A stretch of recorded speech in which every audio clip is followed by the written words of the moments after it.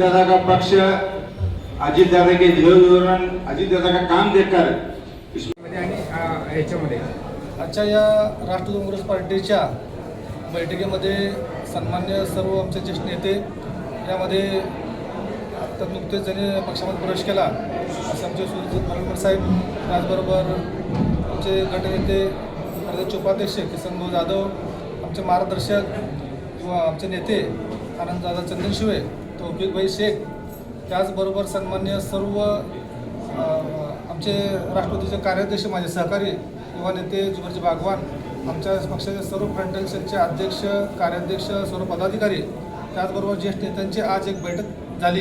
या बैठकीमध्ये नुकतेच ज्यांनी पक्षात प्रवेश केला असे खडपल साहेब असतील, त्याचबरोबर दायमासाहेब असतील, त्याचबरोबर आनंदकर साहेब असतील, विष्णू निकमी पलवान असतील, या सर्वांचा सन्मान सत्कार या बैठकीमध्ये करण्यात आला. या बैठकीमध्ये आदरणीय दादांचा जो आदेश आहे, तटकरे साहेबांचा जो आदेश आहे, बर्ने मामा आणि बनसोडे साहेबांचा जो आदेश आहे की आपल्याला 102 ठिकाणी उमेदवार तयार करून हे निवडणूक लढवायची आहे. येणाऱ्या महापालिकेला आपल्याला या महायुती सरकार आमचं राज्यात आहे, परंतु या ठिकाणी महायुती जर झालीच तर आम्ही त्याच्यासाठी आमचे दार पक्षाचे खुले ठेवलेले आहेत. त्यामुळे महायुती झाली तर चांगलीच गोष्ट आहे, परंतु नाही झाली तर 102 ठिकाणी आम्ही उमेदवार जाहीर केलेले आहेत. त्याचबरोबर आम्ही अबकी बार 50 पार हा नारा राष्ट्रवादी काँग्रेस पार्टीच्या वतीने या आमच्या सर्व नेत्याच्या साक्षीनं आणि सर्व नेत्याच्या उपस्थितीत आम्ही आमच्या पक्षाकडून दिलेला आहे. उद्या आरक्षण आहे आणि उद्या आरक्षणानंतर खऱ्या अर्थाने निवडणुकीचा नारळ फुटणारा असं म्हणायला हरकत नाही. काय तयारी केलेली आहे आपण राष्ट्रवादी अजितदादा पवार गटाच्या वतीने? राष्ट्रवादी अजित गटाच्या वतीने आम्ही सर्व सन्माननीय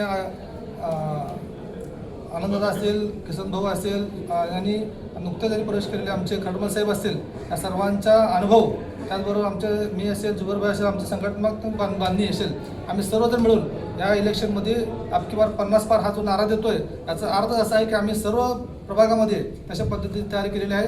सर्व प्रभागामध्ये आमच्या पक्षाचे पदाधिकारी सर्वत्रच आहेत. त्याचबरोबर आम्ही 102 लढवणार आणि अबकी बार 50 पार हा नारा जो आहे आमचा हे सिद्ध करण्यासाठी दादाच्या नेतृत्वाखाली, तटकरे साहेबांच्या नेतृत्वाखाली आम्ही या येणाऱ्या 3 महिन्यात हे आम्ही काम करणार आहोत. सोलापूर महानगरपालिकेच्या निवडणुकीच्या पार्श्वभूमीवर सर्वच पक्षामध्ये आता भरती प्रक्रिया सुरू आहे. तर आपल्या पक्षामध्ये सुद्धा बरेचसे लोक आता प्रवेश करतायत, परंतु हे सगळे येत असताना उमेदवारी देताना अडचणी निर्माण होणार नाहीत का? आपण पाहता तर सोलापूर शहरामध्ये राष्ट्रवादीमध्ये इनकमिंग अनेक वर्षापासून सुरू आहे. पक्षाची स्थापना झाल्यापासून म्हणजे दादांनी नेतृत्व घेतल्यापासून या पक्षामध्ये फक्त इनकमिंगच आहे, आउटगोईंग कुठल्याही प्रकारचं नाही. यामुळं आम्हाला पॉझिटिव्ह एनर्जी हा सोलापूर शहरामधून दिसते.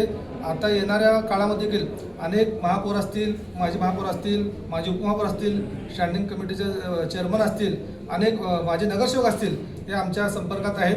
मोठ्या प्रमाणात इनकमिंग येणाऱ्या काळामध्ये आमच्या सर्व या नेतृत्वाच्या माध्यमातून या पक्षामध्ये येणार आहे आणि निश्चितच येणारा हा काळ राष्ट्रवादीचा एक उज्ज्वल काळ ह्या आपण सर्वांच्या दृष्टिकोनातून आपण पाहायला मिळेल. आपण विधानसभा निवडणुकीमध्ये आपण आता किसनराव जाधवांनी सांगितलं, आनंददादांनी सांगितलं की सर्वांनी सांगितलं की आम्ही 3ही आमदार निवडून आणण्यासाठी आपण सुद्धा त्याच्यामध्ये होता की जीवाचं रान केलेलं आहे, सर्वांना माहिती आहे. परंतु ऐन वेळेत जर काही युतीबाबत निर्णय नाही झाला तर निश्चितच आम्ही सर्व पदाधिकारी मिळून या विधानसभेमध्ये आम्ही 3ही आमदारांचं प्रामाणिकपणे भाजपचं आम्ही काम केलेलं आहे.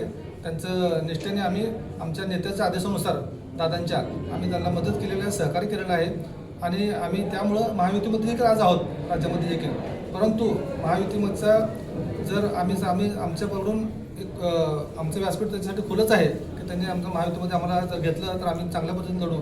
परंतु महायुतीमध्ये जर नाही झाली तर त्यासाठी आम्ही आमच्या पद्धतीने राष्ट्रवादी काँग्रेस पार्टी 102 ठिकाणी आम्ही उमेदवार निवडणूक उभा करणार आहोत आणि आमचा जो नारा आहे तो अबकी बार 50 पार असा. जुबेरभाई, युवकांच्या संदर्भात उमेदवार आपला सत्कार झालेला आहे. आपण शरद पवार म्हणजे काकांना सोडून पुतण्याच्या पक्षामध्ये आलेला आहात.